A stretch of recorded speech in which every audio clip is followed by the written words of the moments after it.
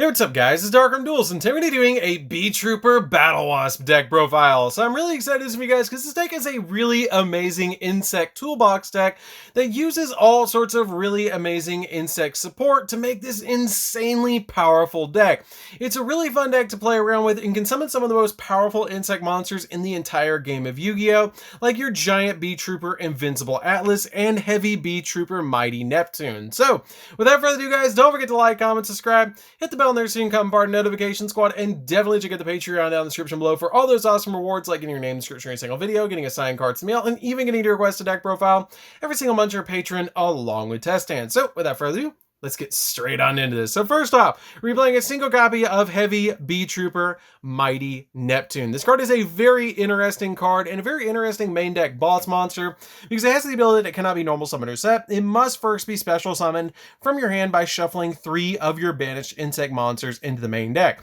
And then during the main phase, if this card in its owner's control is destroyed or banished by an opponent's card, then you can special summon this card as well, which is a great effect. And you can also use the effect that you can only use this effect once per turn. And once per turn, during the end phase, you can target one other insect monster you control, and it gains 1,000 attack points. That is a great effect on a boss monster, and it just keeps coming back over and over again and recycles your resources. We're then playing 3 copies of Beetrooper Scout Buggy. Beetrooper Scout Buggy is a great 3-of and a great starter in this deck because it has the ability that you cannot special summon monsters except for insect monsters, which is totally fine while it's on the field.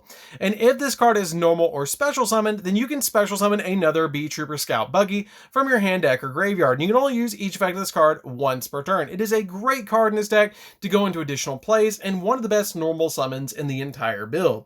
We then play 3 copies of Beetrooper Scale. Beetrooper Scale is a really neat card as well because it has the ability, if an insect monster is normal or special summon, it has the ability to be able to special summon this card from your hand. And when a monster you control, your opponent controls, activates this effect, quick effect, you contribute 1 insect monster and destroy it, which is a great effect just to give you a little bit of disruption against your opponent. And I love this card as a 3-of in the build.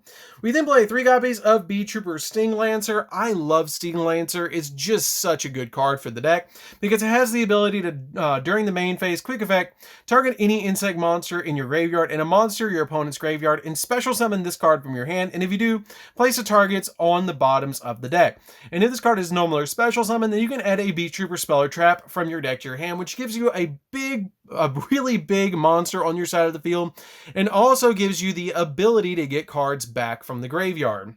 We then play just a single copy of Assault Roller. Assault Roller is a 1-of to me. It's a good card, but I just feel like I need 1 of it because it's a really good card after you get some plays rolling because you can special summon this card from your hand by banishing an insect monster from your graveyard, and you can only special summon this card once per turn this way, and it gains 200 attack for each insect monster that you control except this card. And when this card is destroyed by battle, you can add any Beetrooper card from your deck to your hand or any Beetrooper monster from your deck to your hand except another copy of itself.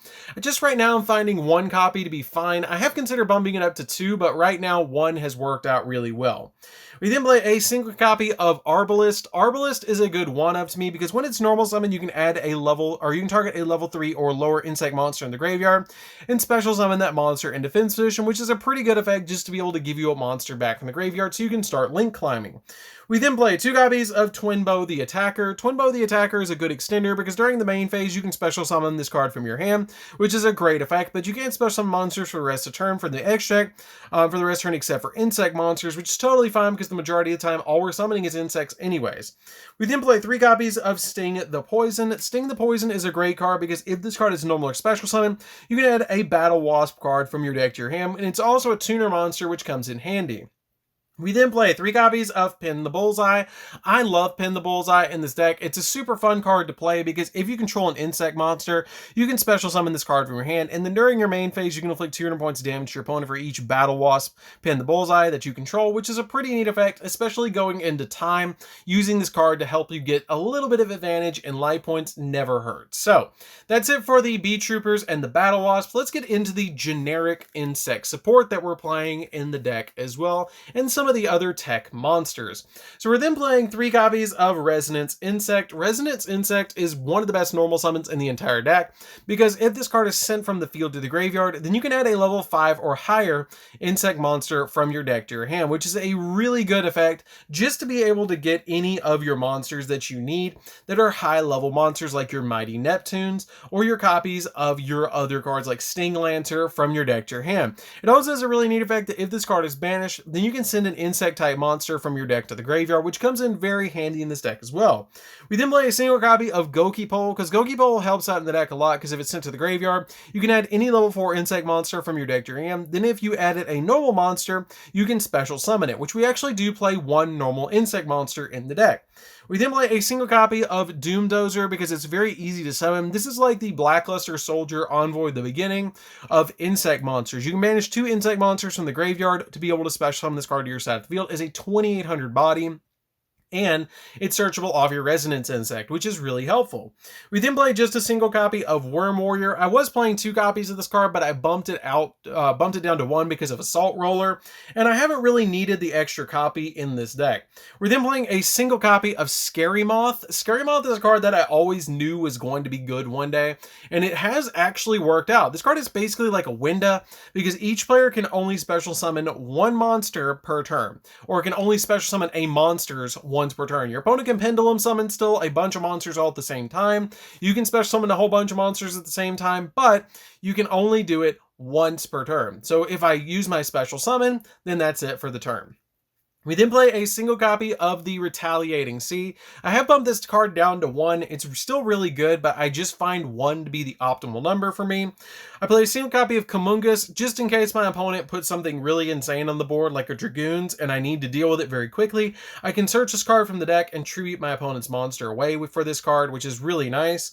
And then I play a single copy of Killer Needle. Killer Needle is really good because this card is actually special summonable off your copy of Gokipole.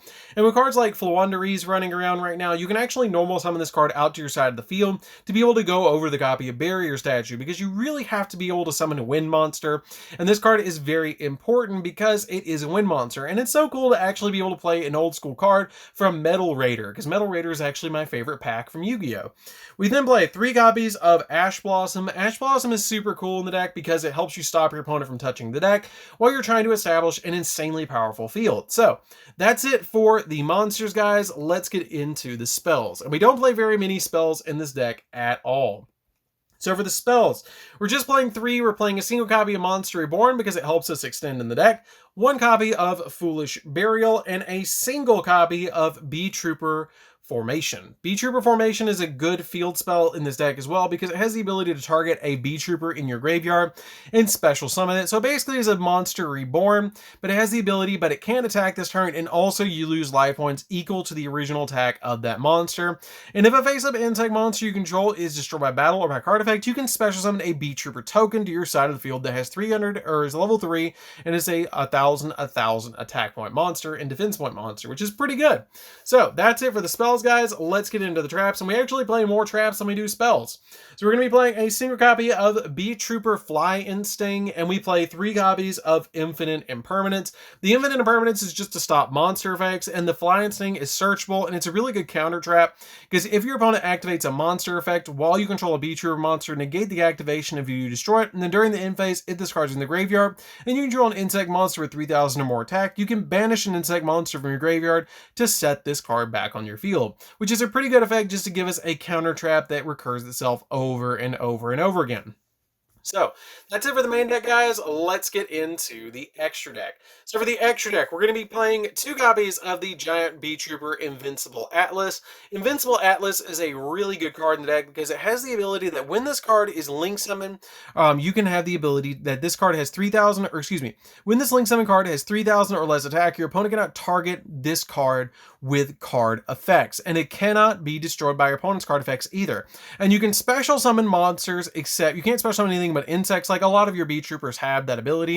And it also has the ability that you can tribute an insect monster to activate one of the 2 effects, to either special summon a Beetrooper from your deck, or this card gains 2000 attack points until the end of the turn, going all the way up to 5,000, which is absolutely insane. We then play a single copy of Access Code just to give us additional pops on the field. It's a really helpful card, especially since we're playing so many different attributes in the extra deck. You play 2 copies of Seraphim. Seraphim is really good because it's a neat card to help you link climb, because it gains 200 attack for each counter on it, and it also has the ability, if this card is link summon, you place a counter on this card for each insect monster that was used to link summon this card, which is usually between 2 and 3 that you're going to be using. And it has the effect, a quick effect, remove 1 counter from this card to special summon a level 4 or lower insect monster from your graveyard, which is a pretty good effect to be able to just get you another monster on the field. We play a single copy of Unicorn to give us spins, 1 copy of Phoenix to pop spells and traps, and then I play 2 copies of the Inzector Link monster because this card is so generic and so helpful in the deck. It helps us shuffle back resources, which is really, really nice. We play 2 copies of Beetrooper Armor Horn. You can play 3. I don't feel the need for 3, so I'm really just playing 2 because it seems to work the best for me. But you can't special summon monsters except for insects like the majority of your other Beetroopers, and then during the main phase you can mean this card resolves, normal summon 1 insect monster from your hand, and if this card's in the graveyard, you can manage 3 other insect monsters from your graveyard and special summon this card back to your side of the field, so you can climb into your copy of Seraphim very easily with this card, and then finally climb into your copy of Invincible Atlas. Play a single copy of the Insect Shinobi. This card is just a very good generic card to actually put in the deck for insect monsters. 1 copy of Alamirage because you can normal summon your Resonance Insect and then link into this to give you a search, which is pretty good. 1 copy of number 3 Cicada King because it can give you a negation, which is pretty good, because if the battle position of this card is changed, you can special summon an insect monster from your hand or grave in defense position, and when a monster on the field activates its effect, you can detach a material from that card, then target that monster and negate its effects, and then make 1 insect monster on the field gain 500 defense, or change its battle position, so you can change this card into defense position, which is pretty good. And then I play 1 copy of Battlewasp Ballista the Armageddon. So I'm loving Ballista the Armageddon still as a 1-of in this deck from the previous profile, because it has the ability, if this card is special summoned, you can banish all insect monsters from your graveyard, and all monsters your opponent currently controls lose 500 attack and defense for each of the cards banished. And it also has the ability that if this card attacks a defense position monster, you inflict piercing damage, and if this synchro summon card in its owner's control is destroyed by an opponent's card, you can special summon 3 of your banished insect level 11 or lower monsters, which is a pretty good effect just to give you a basically soul charge from the banished pile, and it's just a really easy card to actually summon in this deck. It's super easy to summon this card to get to 12 on your side of the field with a tuner monster, because we actually do play some tuners in the deck, and it's an overall fantastic card. I still really like this card as a 1-of in the deck. So anyways guys, that's it for the deck guys. I hope you enjoyed. It's a really fun deck to play around with. I really love the way that it plays. I really think that they should give it a little bit more support, because this deck right now is running around as like a tier 2-ish deck, and it's still really fun because you see topping all over the place, and it's just a fun deck overall to play with. So anyways guys, this is DarkArmedDuelist. Don't forget to like, comment, subscribe, hit the bell in there so you can come for our notification squad, and we'll see you guys in the next video. See you later guys.